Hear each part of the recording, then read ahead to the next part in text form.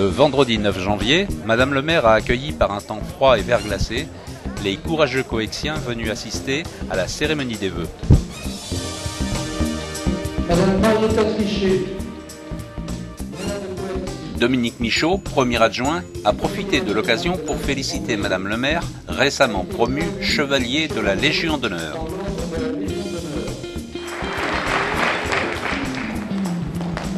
2009 fut une année riche en concrétisation de projets. Marietta Trichet a ensuite évoqué les nombreux projets concrétisés en 2009 et ceux tout aussi nombreux qui ont été projetés pour l'année 2010. Des travaux de voirie et d'assainissement de la première tranche du lotissement Les Avenaux. Également la réalisation de 2 ronds-points par le Conseil général de la Vendée dans le cadre de la future déviation de Coueix. Les travaux commencent donc en 2010 et on l'inaugure en 2013. Ce fut l'occasion de remettre les décorations au personnel de l'EHPAD de la Clergerie, à son directeur Roger Fruchard, médaille de vermeil d'honneur régionale, départementale et communale, et à Sylviane Fruchard, Edith Richard, Françoise Girard, Sylvie Arnaud et Marie-Dominique Bichon, médaille d'argent d'honneur régionale, départementale et communale, ainsi que Fernand Marchand, médaille d'honneur du travail. Les jeunes conseillers municipaux, membres du conseil municipal des jeunes, ont été présentés à la population.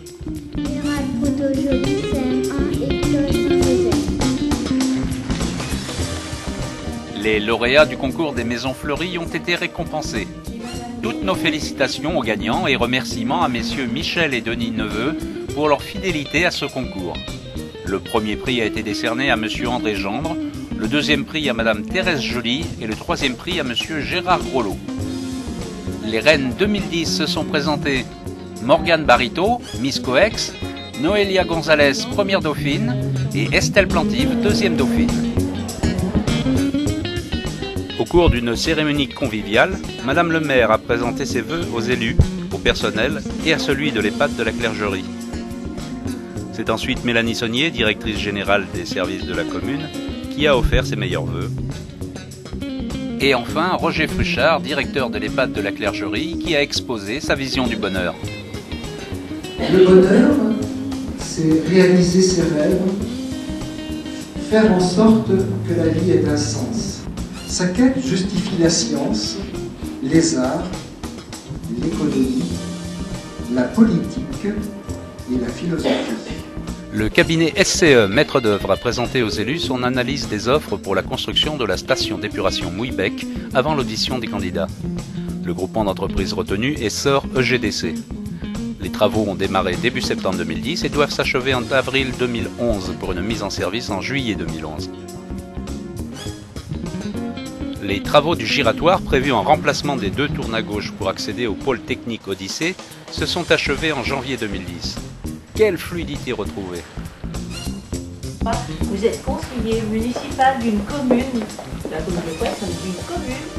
Les 6 nouveaux élus du conseil municipal des jeunes se sont vus remettre le pins de jeune conseiller municipal par Madame le maire après une explication de leur rôle et de son importance. Le 2 mars, événement à l'école Jules Verne avec la venue du député Louis Guédon. La classe de Madame Ducasse a en effet été choisie pour présenter une proposition de loi débattue à l'Assemblée nationale en juin 2010 dans le cadre du 16e Parlement des enfants. Les élections régionales ont eu lieu les 14 et 21 mars 2010 et ont renouvelé les 25 conseils régionaux de métropole et d'outre-mer ainsi que l'Assemblée de Corse. 46,26% des Couexiens inscrits se sont déplacés. Donc on n'atteint pas le 50%.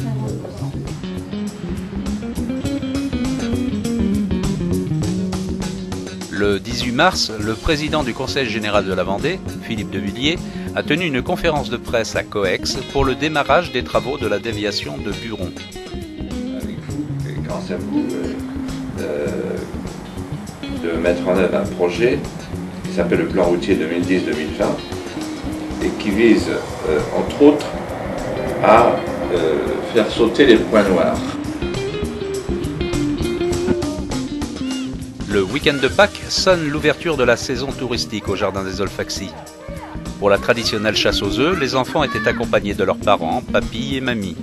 Ils ont trouvé leur bonheur et font partie des milliers de visiteurs attendus cette année.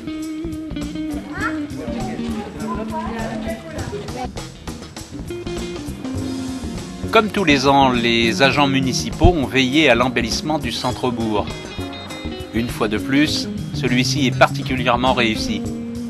Nous les en remercions vivement.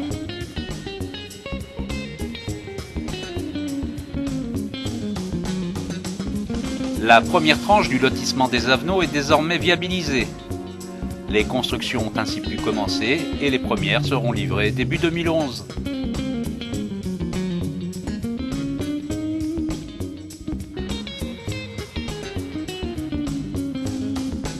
Les travaux d'aménagement du rond-point des Fontenelles avancent. À terme, en 2013, cet ouvrage permettra le débouché de la future déviation sud de Coex. Projet d'ampleur avec la station d'épuration Mouillebec qui devrait être mise en service à l'été 2011. D'une capacité de 4350 équivalents habitants, elle est apte à répondre aux besoins actuels et futurs à 20 ans et plus. Originalité du projet, l'utilisation de roseaux pour le séchage des boues. De gros travaux d'aménagement sont en cours rue du Marais. Travaux pour les eaux usées et eaux pluviales et réalisation de branchements d'eau potable. Marietta Trichet, maire, entourée d'élus, et l'adjudant Dominique Giraudot, commandant du centre des pompiers, ont mis en place le panneau de construction du futur centre de secours de 314 m² à l'entrée du lotissement Les Avenaux sur la route de la Chaise-Giraud. Les locaux du centre actuel datent de 35 ans. Le 21 septembre, les enseignants de nos deux écoles répondaient à l'invitation de la municipalité. Ce rendez-vous habituel de début d'année permet d'échanger sur les rôles différents d'élus et d'enseignants. Validée par l'inspection académique, une classe bilingue, français langue des signes, a été créée à l'école Jules Verne, une ouverture aux autres et à la différence. Le 15 décembre, le CCAS de Coex réunissait au golfe des Fontenelles plusieurs dizaines de nos aînés pour un repas convivial. L'occasion pour beaucoup de renouer le contact avec les amis parfois perdus de vue. Bon appétit, on va lever notre verre tous à votre santé à chacun et puis vous souhaitez à tous quand même un joyeux Noël. Michel Santin, ancien représentant d'Eston, avait réuni le 24 avril 60 anciens employés de toute la France et même de Hongrie. Ils ont visité l'usine avant de faire une visite à la mairie. On pensait que Coex était une commune supérieure aux autres parce que justement elle avait une économie industrielle que n'avaient pas les autres communes rurales.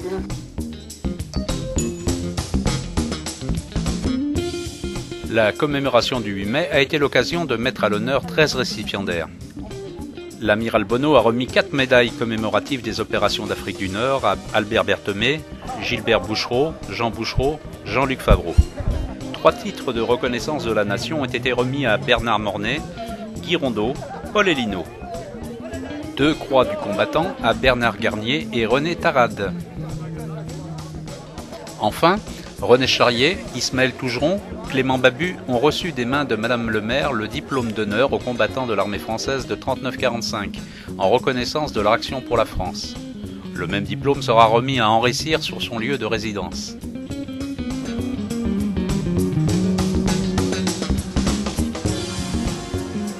Ça fait 1h30 que je roule. Non, on va pas venir là. Le 9 mai, 4 parcours et 3 boucles étaient proposés aux participants de la 2e édition de la Vendée Vélo. Coex figurait parmi les 20 villages de départ. Cette manifestation familiale a rencontré un vif succès et Coex a accueilli de très nombreux cyclistes. Un remerciement particulier aux bénévoles qui ont rendu l'initiative possible.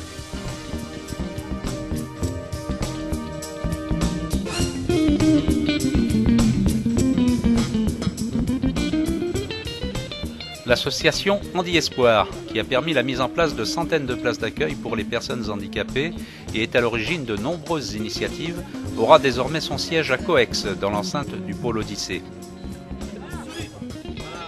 En effet, le 10 mai, a été posée la première pierre du bâtiment en présence de Véronique Besse et Louis Guédon, députés de la Vendée. Et si le Conseil général vous accompagne maintenant depuis 20 ans, c'est parce que nous partageons ces mêmes valeurs, parce que nous avons ce même état d'esprit qui nous anime pour les personnes handicapées.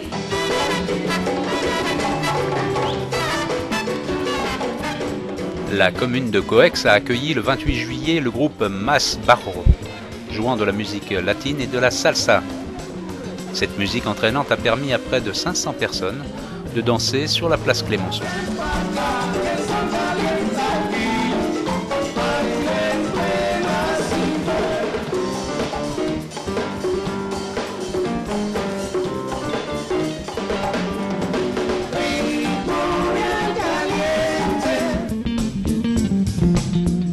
L'art sous toutes ses formes, pour les petits comme pour les grands. Le jardin des Olfaxis a accueilli une trentaine de peintres et de sculpteurs amateurs. Ces derniers ont réalisé une œuvre inspirée du jardin. D'autres formes d'art se sont exprimées. Clown, poète jardinier, atelier d'aquarelle, spectacle de danse, groupe de musique.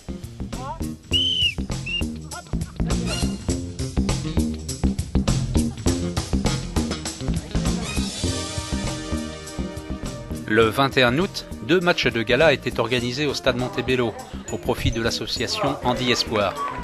Coex, les Sables-d'Olonne et La Roche-sur-Yon ont ainsi joué devant une centaine de spectateurs, dont Marietta Trichet, Jean-Claude Merceron et Louis Guédon, ainsi que le doyen des supporters, Clément Babu.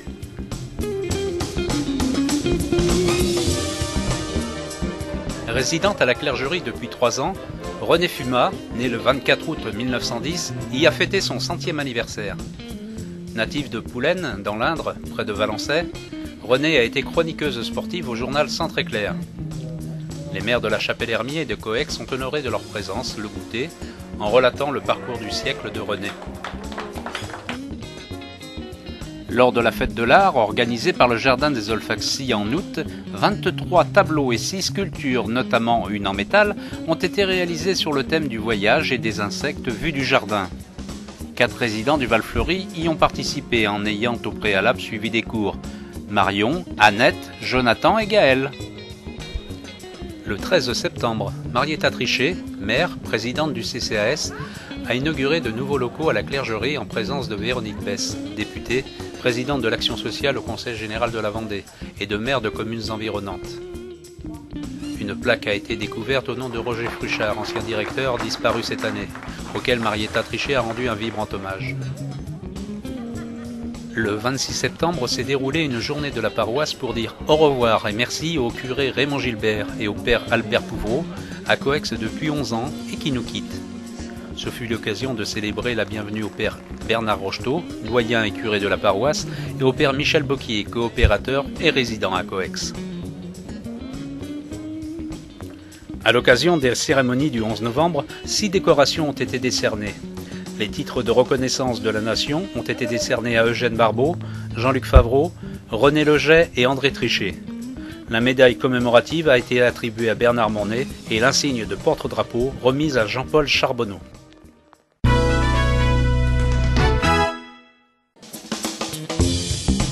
C'est sous un temps un peu froid que la 54e mi-carême s'est tenue les 6 et 7 mars. La fidélité des participants et des spectateurs était au rendez-vous. Ils étaient nombreux à admirer les chars et les bandas.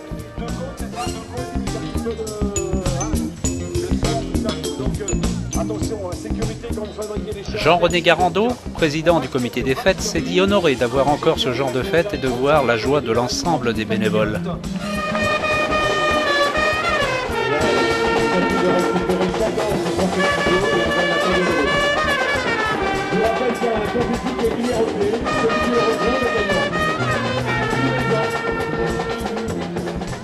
Ont été récompensés en premier prix « Il était une fois dans Coex », une réalisation de Guy Hervouet.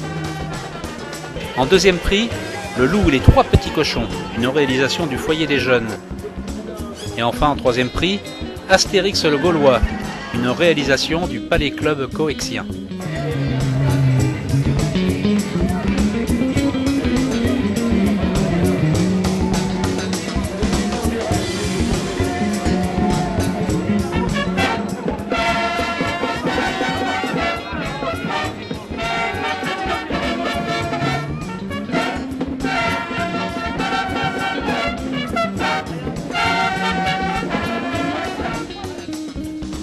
Les 6 représentations théâtrales du mois de mars, présentées par la troupe adulte, ont obtenu un franc succès, avec le plein de spectateurs à chaque représentation.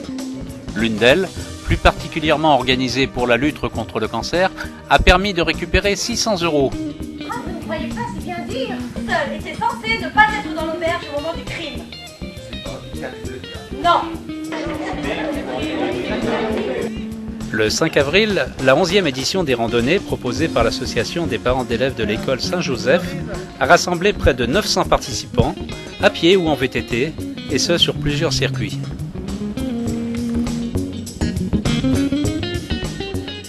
La première foire artisanale a été inaugurée par Dominique Michaud, premier adjoint, et Marie-Laurence Brément, présidente de l'association des artisans et commerçants de Coex.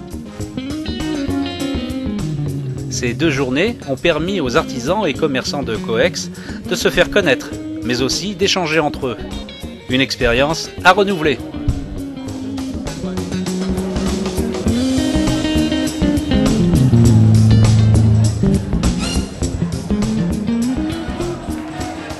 Le Coex Intershow a une nouvelle fois organisé un magnifique dîner-spectacle animé avec une revue de danseuses. De très nombreux Vendéens s'étaient donné rendez-vous à la salle de la Conserverie à Saint-Gilles-Croix-de-Vie.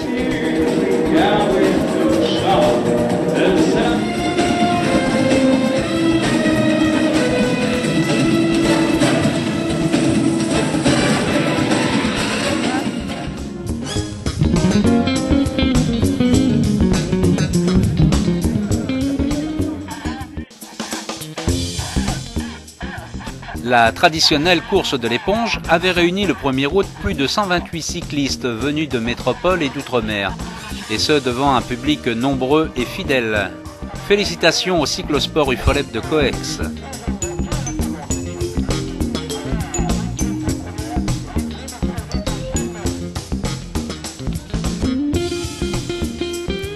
Le 4 septembre, le tournoi de football interrégional organisé par la commission jeune du Coex Olympique a vu les 2 finales U11 et U13 remportées par l'ESO La Roche. Pour la 15e édition de cette manifestation sportive, 32 équipes, soit 352 jeunes footballeurs, se sont affrontés toute la journée au stade Montebello. Le 13 septembre, on célébrait les 20 ans d'Andy Espoir. Une belle journée de retrouvailles, émouvante, chaleureuse et encourageante. L'occasion de remercier tous ceux qui se sont investis sans compter depuis 20 ans. La manifestation a eu lieu en présence de M. Brault, préfet, Mme Véronique Besse, vice-présidente du Conseil général, et Marietta Trichet, maire de Coex. La journée a continué avec des jeux, une soirée karaoké et des grillades. Félicitations à nos nouvelles reines de la mi-carême, élues fin octobre. Laura Branchu, reine, Stécie Delage, première dauphine, et Marine Gilles, deuxième dauphine. Une dizaine d'associations a reçu la visite des Coexiens, place Brocheteau, à l'occasion du Téléthon 2010. Les pâtisseries se sont bien vendues. Outre les sommes collectées lors de ces animations, des dons d'autres associations sont venus s'ajouter au montant amassé lors de ce samedi du Téléthon. En fait, ce sont plusieurs centaines d'euros qui ont été récoltés.